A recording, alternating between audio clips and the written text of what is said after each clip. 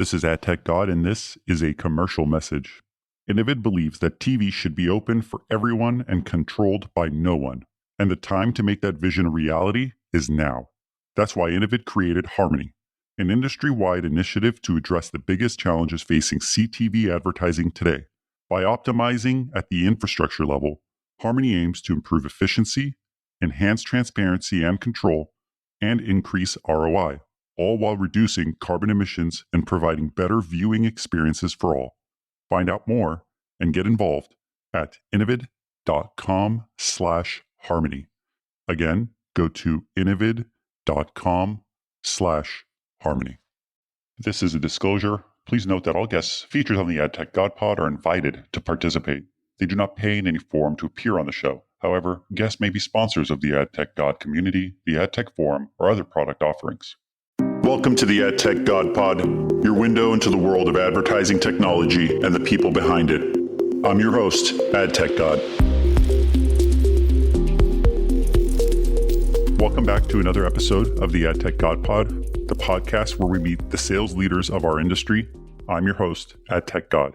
Today, we're thrilled to welcome Rick Holtman to our podcast. Rick serves as the Vice President of Sales at Human. Human, previously known as White Ops, is a cybersecurity firm focused on safeguarding enterprises from sophisticated bot attacks and fraud. The company focuses on distinguishing between human and automated interactions, especially in areas like digital advertising, e-commerce, and financial services. Rick has a robust career spanning more than a decade. He has significantly influenced several high-profile companies before his tenure at Human, including nearly 7 years at Freewheel, Watchwith, and AMC. He's known for his deep industry knowledge and extensive experience and unique perspective. I'm excited to meet Rick and to discuss hurdles and successes of the sales and ad tech industry. And I'm excited to extract invaluable lessons from his leadership. Rick, welcome to the AdTechGod pod. Thank you so much for having me on the God pod. It's truly a pleasure. I'm a longtime follower, so absolutely thrilled to be here. Thank you for being here, and thank you for taking time out of your busy day. I know that scheduling this was quite difficult, so I really appreciate you setting aside some time to chat. Absolutely. So, Rick, you have an impressive background. You've come from a long line of ad tech companies moving into cybersecurity. Prior to that, some SaaS. But could you tell the listeners how you got into the industry and what brought you to this point today? Sure. I think each one of us has a unique journey that landed us somehow into ad tech. For me, a lot of that goes back to timing. When I graduated college, I really graduated into the internet boom. So it was new opportunities that presented itself for me just as I was really getting into the working world. And we really were at an influx of building. So I learned how to sell hardware, software, infrastructure, co-location, hosting, data center services, really foundational pieces that we have all built services on top of. So all these streaming services and the way we consume content and the way we monetize content were all born out of this. I followed an evolutionary path from sort of infrastructure and technology sales. And as this industry over the last 25 years continued to mature, I found myself constantly going back into it and finding new things that were popping up, new ways to use the tech, such as streaming services, and ways that we could get creative as people and humans and use this to consume as we built out. So I really fortuitously ended up in ad tech, not in search of it, but really enjoy the direction it has gone. And I think we've got a long way to go to continue to mature. You mentioned working in technology and infrastructure and now working at a cybersecurity company or firm. How do you feel like that helped you, better understand, I guess, the sales process, how your clients think or even how to, pitch and sell the product that you have? Each step of the journey, the consumer or our client or partner really has a different need.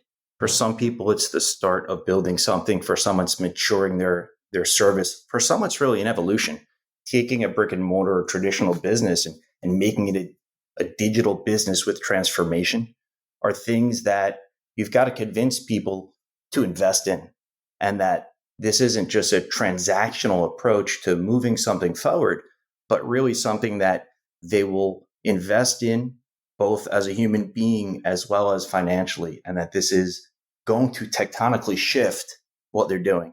And if you look at sales less transactionally, and you look at providing a need or fulfilling a service and driving a solution and not really selling a product, it has a direct impact on the relationship you make with the person you're selling to. So you talked about brick and mortar and obviously, is it digitization of e-commerce or retail or advertising? How do you feel, I guess, your company in particular, or even just the fraud protection industry works? Is it more of a deterrent, almost like security cameras at a retail store? Or is it more, safeguarding the products that you have, which in essence is advertiser dollars? It's a great question. Again, it comes from what perspective you're looking at. What are you trying to protect is usually the first question we like to ask.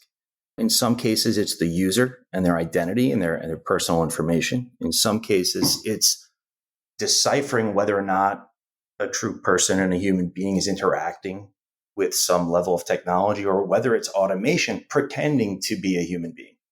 And I think that's really the cusp of this, is really deciphering who's on the other end of that transaction and is it real?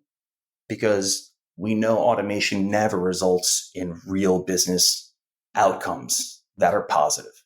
So it's a scary landscape in that it will continue to evolve, but there are lots of companies out there that are truly fighting this good fight and making sure there's integrity in the ecosystem that we're all working within.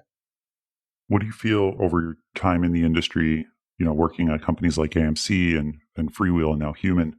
What do you feel like was the biggest, highlight or milestone that you've had that you're really proud of? I think, again, I'll use the word evolution because those milestones and those highlights that we personally achieve, they change over time in terms of what you're after. If you'd asked me 15 years ago, I would talk to you about a deal I closed and the commission I made.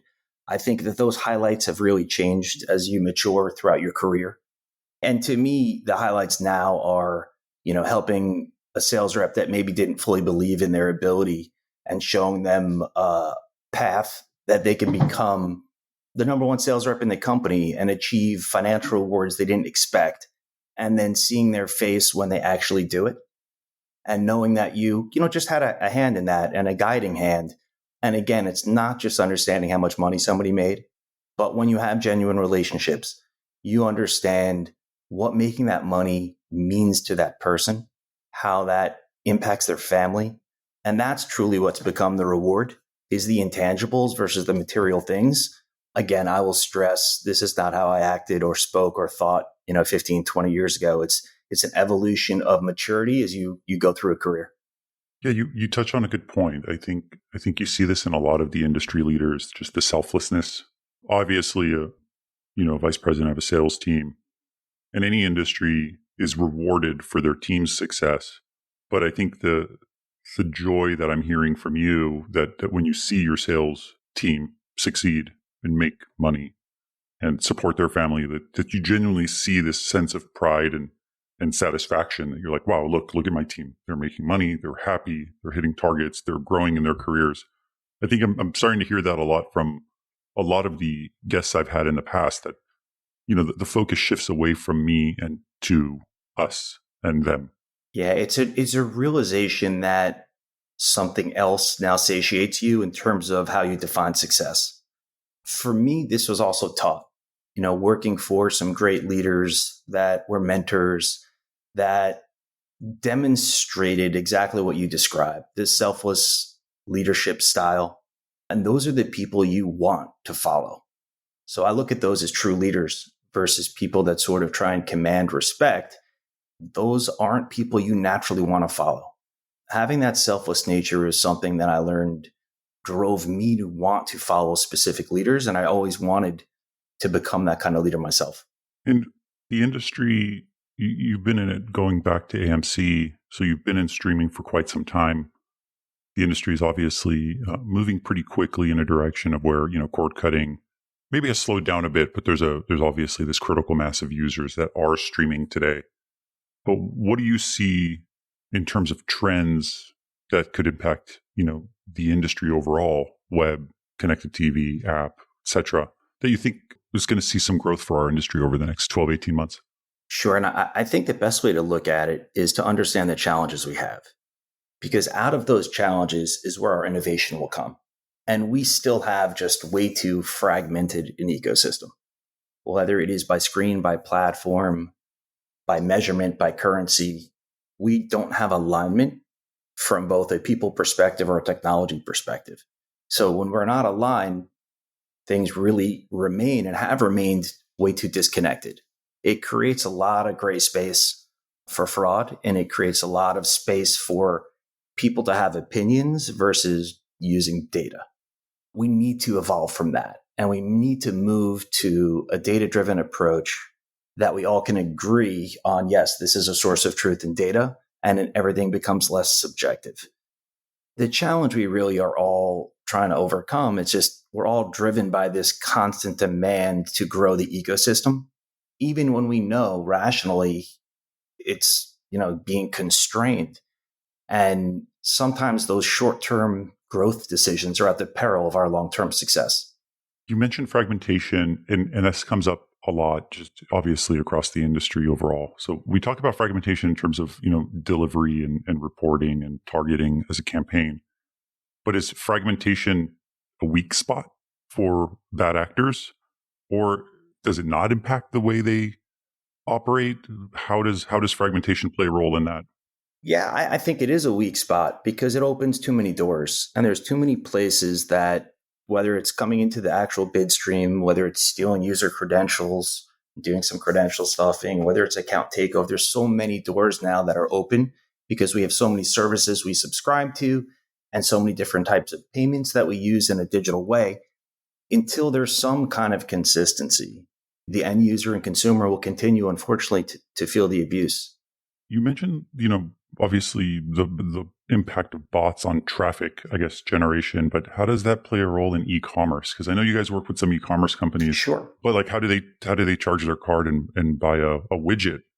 The transaction has to get tied back to someone, right? And I think, this comes back down to identity, which, I'm tying back that abuse issue to our, advertising and media ecosystem as well. Identity is really what we've been talking about and what I think is burgeoning across the ecosystem of, are you who you say you are? Are you a human or are you automation? And then, is this the right human? Or is this a human and the wrong one? The identity space is going to continue to grow. And I think too many players are out in market trying to create that currency, which again will cause some fragmentation. And it'll cause the need for verification of all these identities that are now being created. See, that's the thing. I don't understand that piece, because I know somebody steals my credit card and buys a product online. Fine, some sort of identity theft, credit card theft, false transaction, but the linking of the identity, I think, is where I don't understand how that works in terms of, the security needed to protect people's info. Sure. It unfortunately, it takes on a life of itself with credential theft, and you can open other cards and other things in someone's name and sort of slowly keep the theft going and the transactions going. And if you do this at mass and at scale, and unfortunately, it's not hard to acquire a lot of these credentials, I think that'll perpetuate. But bringing it back to our ecosystem, more specifically, I think the identity component is something we're all trying to crack. And I think there's lots of companies trying to be very innovative now. And I think that'll be really important moving forward for all of us to come to consensus on identity. How do you feel you keep up to date with all of this? Obviously, you have your own resources internally. We understand how fragmentation plays a role. We understand how streaming is changing, consumer behaviors are changing. But how do you keep up to date on cybersecurity? I mean, it's totally different world. I really have to follow along just the media and advertising ecosystem as well as sort of that threat landscape. And that's how I ended up here at Human, is really this evolution of what was happening in the media and ad tech industry, but it's grown well beyond, just media and ad tech as a problem. And I do some standard stuff in industry, the Adweeks, As Exchanger, Digiday. Evan Shapiro is one of the people I follow and listen to a lot also. I think he offers not just advertising, but a great view across the media universe. And I think he thinks very large. And that's the way to do this, because these are huge companies making huge decisions. And most of us are just downstream from them. On the cyber side, there's actually another MRC, which is more fraud related than our Media Ratings Council. that I read, as well as some internal threat intelligence. So very lucky to have some internal resources as well. I think everybody, whether in media or not, should get well versed in cybersecurity and understand that they need to protect their identity, their transactions, and their digital interactions with other human beings. For people who are in this industry, whether it's new or, they've been in it for 5 years, 10 years, 15 years, what advice would you give folks in general about the industry and about ad tech, especially as we're going through some kind of turbulent times in our space? Yeah, if there's one thing that we've all learned through our lifetimes, this is about people, and especially this industry. I've got lifetime friends, colleagues, coworkers that I've met through this. My advice is never stop networking. Literally never stop. And I continue, even deep into my career to put a heavy focus on networking, meeting new people every single day, whether it's in person or digitally, and continuing to grow my network is a developed skill, right? It's something that I work at every day so I don't lose it. That's how important I find it. And I've been doing this for 25 years. Again, this is something I was taught by a mentor of mine, very, very young. And it's something that I find it's almost like exercise. I do it every day to make sure that I don't lose this muscle. But building your network and then maintaining it and growing it and feeding it is the best advice I could give anybody at any stage of their career. It plays such an important role. I'm a networker in real life also. And for me, what it does is just creates so many open doors. So it opens up doors to potential partnerships. It's easy to walk in and say, hey, how's it going? We've worked together. We've known each other for 2 years. How can our companies work together? But it also creates a lot of opportunity for new roles, new jobs. You have rapport with a partner for 3, 4, 5, 10 years, and you're looking for a change. They really become your advocate and your cheerleader to help you get into that company you want to work for or into that role you want to, pivot into. Absolutely. And I think, one of the lessons, I'll share is sometimes it feels like you're only giving to your network. That's the right emotion. That's the right feeling, right? You're not supposed to be transactional with your network, that you give to get back. You give to give. And when you do it the right way and you truly give to give, it will come back in friendship, in business, in life, in just being a good human being. And if that's how you calibrate, then you will be successful. I mean, it's what makes a successful marriage too, right? Give into the marriage and that person gives into you. But if you expect something in return every time you're nice, it becomes a problem. It's got to be genuine. Yeah, it's got to be genuine, and it can't be transactional. I think that's the thing that gets lost on lots of people. Like, genuine relationships are not supposed to feel transactional. When you work in cybersecurity, which I'm sure cannot be the most fun at times. Yeah, I'd say the cybersecurity part is not the challenge as much as really honestly the sales aspect of my career is the challenge, and that's the grind and the fight. But I really enjoy that. Cybersecurity has been awakening. It's shown me there's so much more going on under the iceberg than I was aware. Even with companies that I'd worked with formerly, I'm constantly surprised about what's really happening. The thing I've learned most, which I really take with me and use, is data will beat people's subjective arguments every time. And people still come to a conversation with their opinions, and they sound quite foolish once the data is presented. And I think that was a really good lesson for me to understand of like, there is transaction logs and data that shows you what happened, who did it, and why. And you just really follow those breadcrumbs. But they're sources of truth. And then we've all got to get on the same page of what they are. So I stay motivated in peeling back this onion and figuring out these problems because they're pretty persistent. But working with other people inside the company is another huge motivator. I think making sure you've got a culture inside your company of people that are honestly dedicated and on the same mission and have the same belief in trying to do the right thing. And once you feel that you're part of that team, it's easy to stay motivated because it's not just you out there. Even in this relatively remote world, you really can feel connected if you're on the right team. Yeah. I agree. I feel like there's been a lot of collaboration in between companies too, especially when it comes to cybersecurity, which is really important and really good to hear that there's an industry effort to improve the ecosystem, eliminate what can be looked at as waste. You're not the first person I talked to. I interviewed Pixelate right after you, I think 2 episodes after you. There's one with Check My Ads and now Human. So for me, I think it's important to maintain that integrity of the ecosystem, maintain that integrity of the space, and move things forward in the right direction.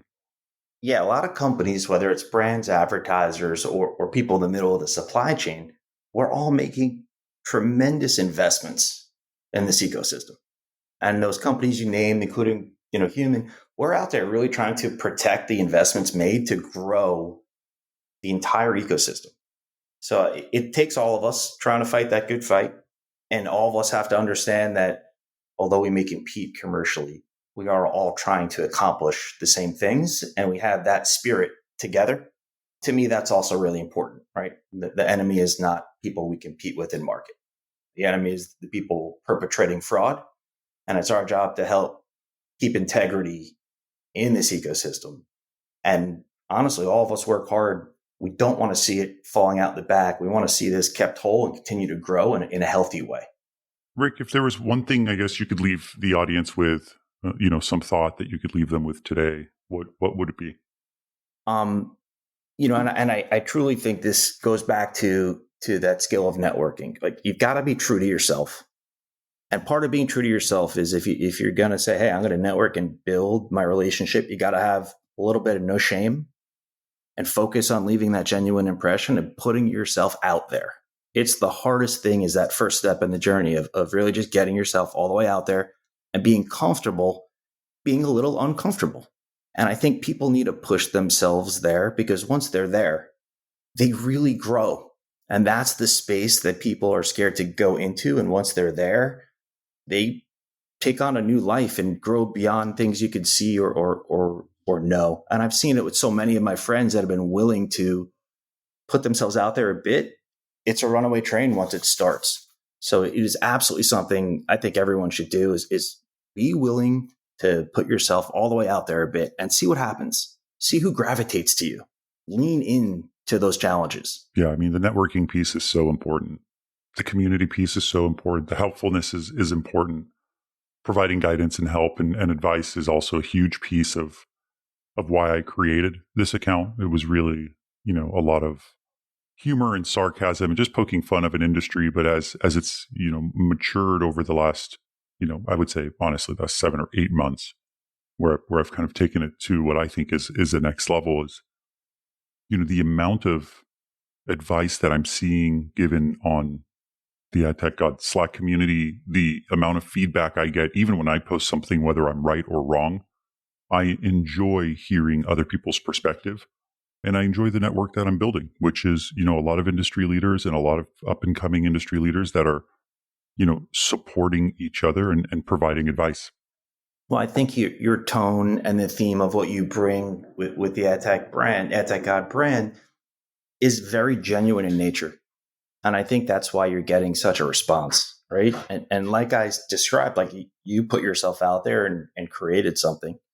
And now you're seeing all these other people gravitate towards you and having conversations that are open and honest. And it's not about who's right and wrong. It's about sharing those ideas. And when it comes across as genuine as you are, and not poking at other people, but genuinely trying to understand, learn, and grow, that's the recipe for success. I'm not a career marketer, Rick. Like, this is not what I've done historically. Well, you're doing a pretty good job, I'll tell you that. Thank you. I posted something the other day, and Sam Bloom, who to me is really kind of somebody I look up to. I'm obviously, like a lot of my guests, I look up to a lot of them in their career and where they've gone.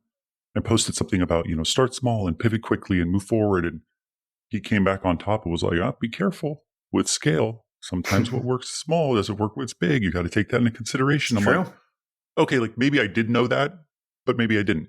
But it was nice for someone to be open enough to put it out there. And I wouldn't say he disputed what I was saying, but I think his input was important for me to think about.